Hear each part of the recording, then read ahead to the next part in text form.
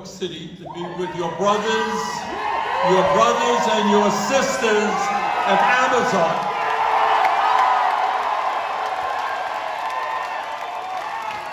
And it turned out that there is a thing called the Brooklyn Marathon, which ties up traffic throughout the city, and we didn't make it to our first flight. So here we are, and thank you for your indulgence.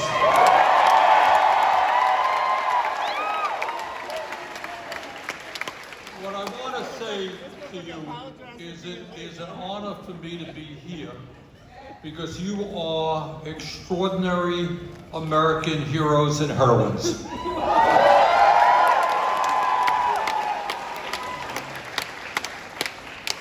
You are in the process, along with many others throughout this country, of standing up for justice, standing up for dignity,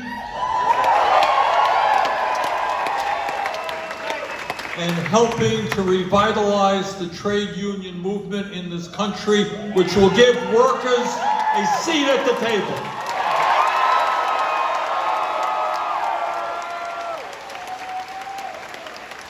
How extraordinary it is that in the last couple of months, 28 Starbucks coffee shops have successfully organized.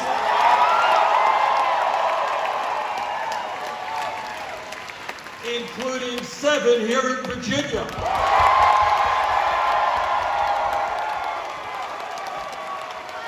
Who knew? Virginia.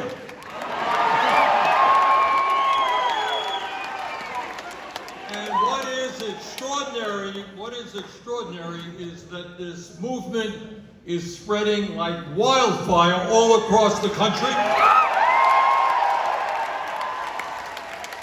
with over 200 shops ready to vote in the next couple of months.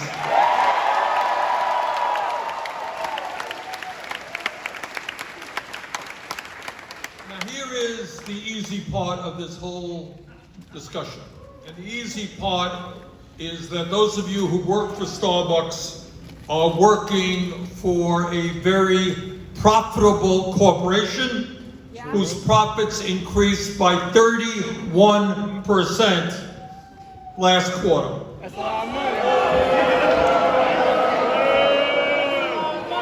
And the owner of Starbucks, Howard Schultz,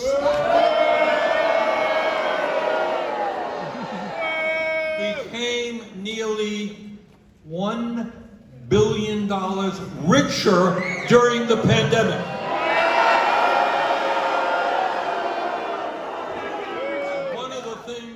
We have seen during this pandemic, which is really extraordinary and tragic, is that many, many thousands of workers in coffee shops, in grocery stores, in meatpacking plants, bus drivers, hospital workers, died by the thousands while the billionaires became much richer.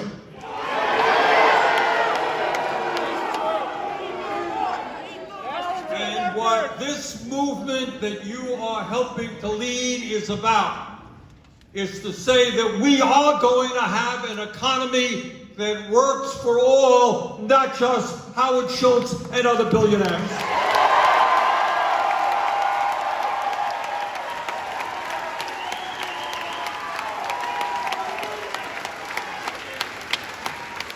And when Starbucks tells you they can't afford to pay you more, you ask them. You ask them. Not just the 31% increase in profits last quarter that you made for them, but apparently they had enough money available to provide a $60 million golden parachute for their outgoing CEO, Kevin Johnson.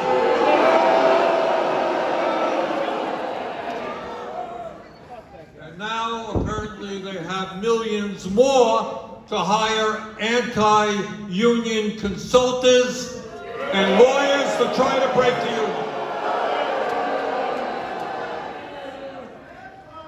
what this struggle is about is really not complicated. Yeah, it is about whether we have an economy that works for ordinary people or an economy that works for billionaires, but it is deeper than that. It is whether you as workers have a say on the job and a seat at the table.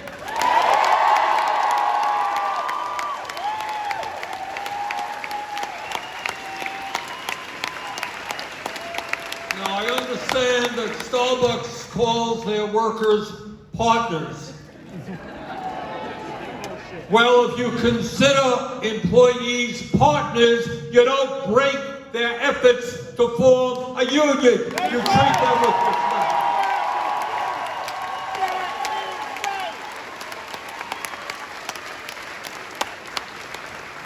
And I'll tell you what this is about. Money is certainly an integral part of what this is about. They want their owners and their stockholders to make as much money as possible, and they do that by paying wages and benefits as low as possible. But the issue goes even deeper than that. What a union is about, and this is not just rhetorical, it is about dignity in the sense that people are no longer cogs in the machine. That's right.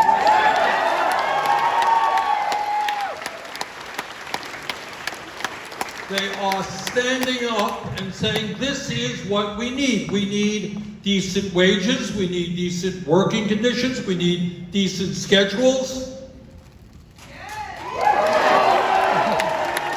And we want to be heard. And the way we are heard is through collective bargaining.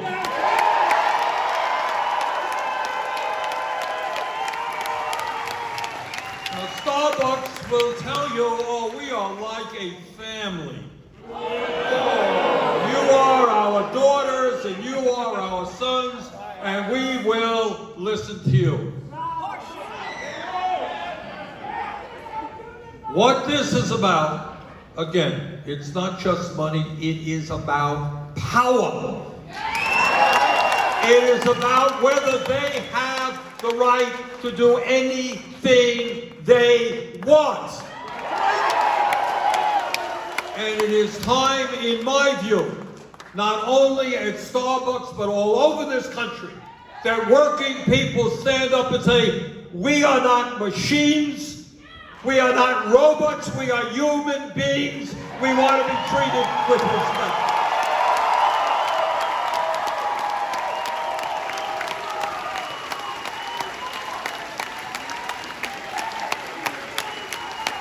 And what these guys, whether it's Jeff Bezos of Amazon or Schultz of Starbucks, what they are worried about is not just the money, that's important. They are worried that all over this country, because of your efforts, people are going to stand up and say enough is enough.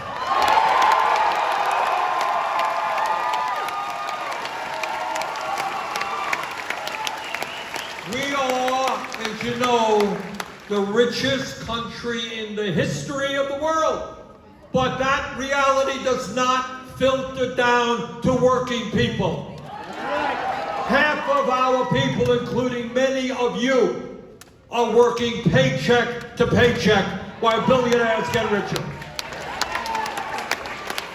70 million Americans are either uninsured, can't afford health care, or are without insurance completely.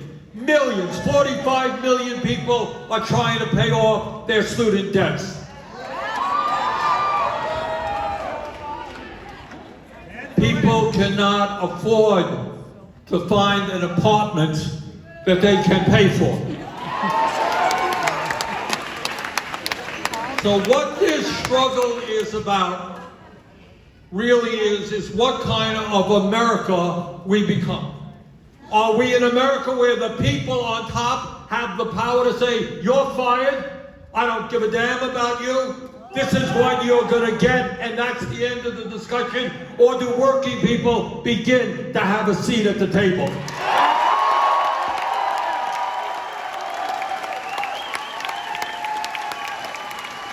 What this is about is whether the working people of this country are going to enjoy decent wages.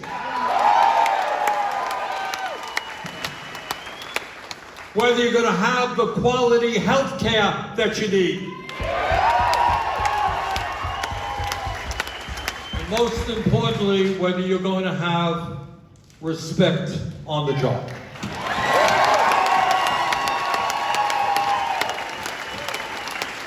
I was just reading something the other day, and I'm paraphrasing a bit, but Dostoevsky, the great writer, said,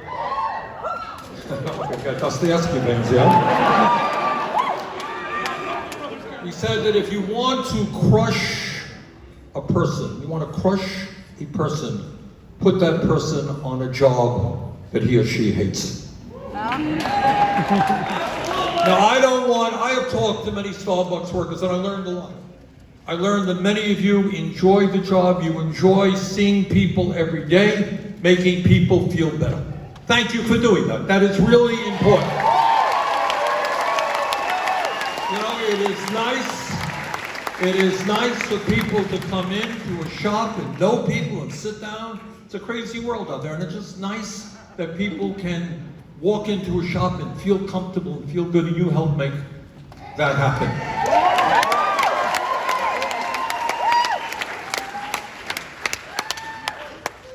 So where we are at now, if I can detour a little bit, we're in a strange moment in American history. The problems facing this country clearly, and facing the world, war in Ukraine and so forth, climate change, etc., terrible.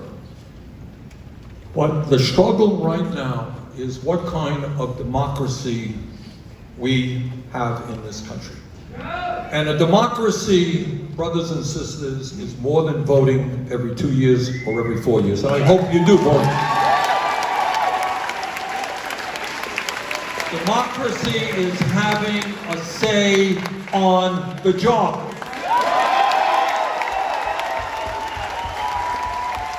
Democracy is about being able to go to work with a smile on your face because you feel pretty good having helped create that work environment that you work on for 40 hours a day. I think that what is going on throughout this country, and I see it, we are involved in many labor struggles, and what I see is people are really sick and tired of the status quo. They're tired of falling further and further behind. You know, I just don't, and they're tired, you know what they're tired of? They're tired of the incredible greed of the people who own this country. You know, Bezos at Amazon is worth $170 billion. I know that Howard Schultz is just a very poor cousin. He's only worth $4 billion.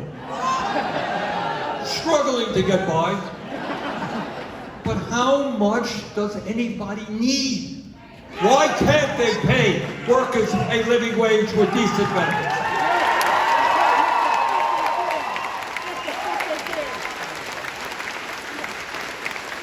So when you stand up, as you have been, here in Virginia and your brothers and sisters all across this country, and you say, we are going to help shape our work life. We're going to negotiate for better wages, better working conditions, better schedules, better benefits. When you say that, you are striking a nerve that is heard by working people all across this country who share your frustration.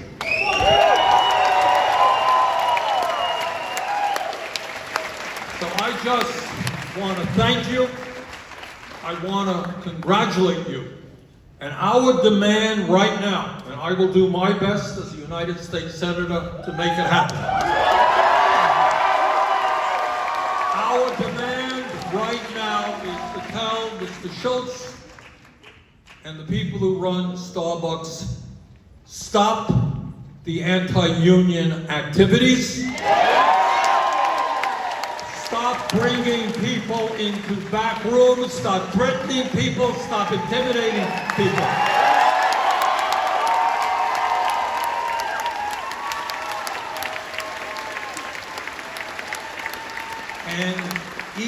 very important.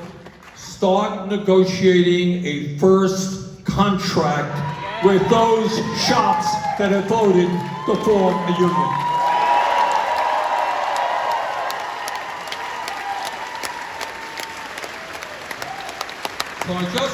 So I want you to understand, and I'm saying this from the bottom of my heart, I want you all to understand, and you may not, that what you are doing goes well beyond Starbucks, goes well beyond your jobs. What you are doing is helping to spark a political revolution in this country.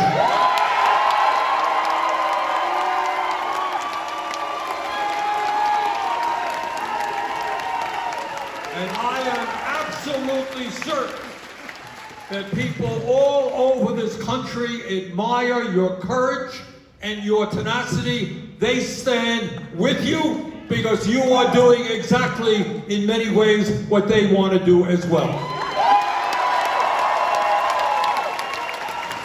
So brothers and sisters, thank you for your great work. Look forward to working with you in the future. Let's go forward together.